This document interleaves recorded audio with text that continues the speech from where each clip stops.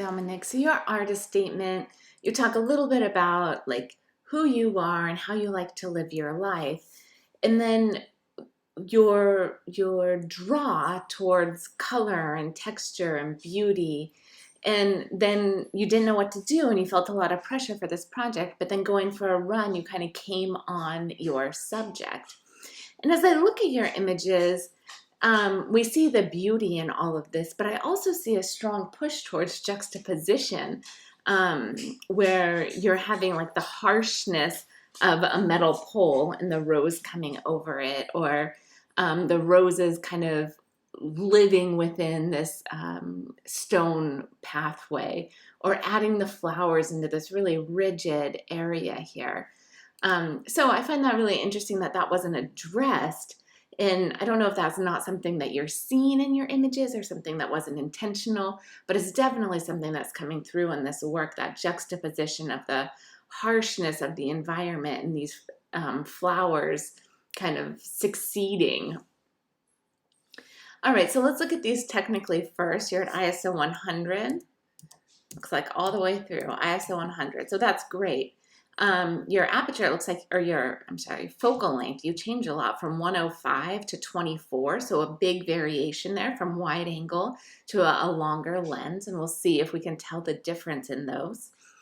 You're at f2.8, 5, 9, 4, 5.6. You're all over the place. And that's what I'd want to see in a series like this, is that you have depth of field that changes for what's appropriate. An image like this, you would want more depth of field, but an image like this, you would want less depth of field. And I'm just going to click through these shutter speeds. Looks like that is a longer one. That's a longer one. So you have a couple longer shutter speeds. Let's take a closer look and make sure that these are all nice and sharp. And this image is sharp. The petals that have been thrown are not sharp. Those are falling and there's movement there, but that's intentional. Here you're a 1/30th of a second and you are nice and sharp. It doesn't look like your focus is right here, but it's back in this area. So I think you might have missed your point of focus unless you wanted that area just to be where the petals were. I'm actually going to throw this image into Photoshop or into Bridge to see what your white balance is here. White balance is manual. So this image is really blue. And if you're doing a white balance that's manual, I would encourage you to change that because we want to have a nice neutral white balance on here. If we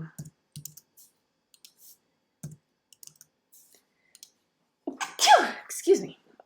You can see that that's much more neutral, and now you can see that this is really blue. So that adjustment is important for you to realize.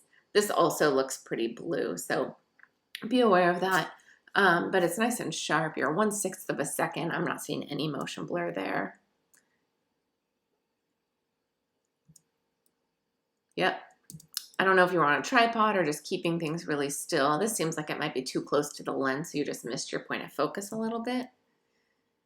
This image is the one that has the 24mm lens, and you can see how much distance is between the bottom and the top of the tree. Because you're using a longer lens, you're extending that space, so that's working really well there. Yeah, so just a little white balance issue there as far as the technical side of things. Most of your images are sharp. This seemed like the focus was at the bottom instead of either here or on the legs in the background. The light in your images is all softer light, except this image. This image is harsher light. This image is harsher light, but these are all softer light. And I think that these images lend themselves, that this is a really beautiful quality of light on the back side of this rose. It's unexpected, right? But it has a beautiful softness, but still strong enough to be directional. The color in your images really leads us through your images, not as in there's a visual cohesion so much, but there's color with each of those flowers, so it's telling us right where to look in these images. The compositions, you're really mixing it up with using a grid here, using asymmetrical balance in this image, and again in this image, using a frame within a frame here, using line and texture, using a worm's eye view. So you're really changing your points of view. So you have a nice variety on your compositional approaches. This is a very cohesive series. The only edit I would have on this is to watch that point of focus and to make sure your white balance is correct. But otherwise, this is a really solid series from you. Nice job all semester, Dominic.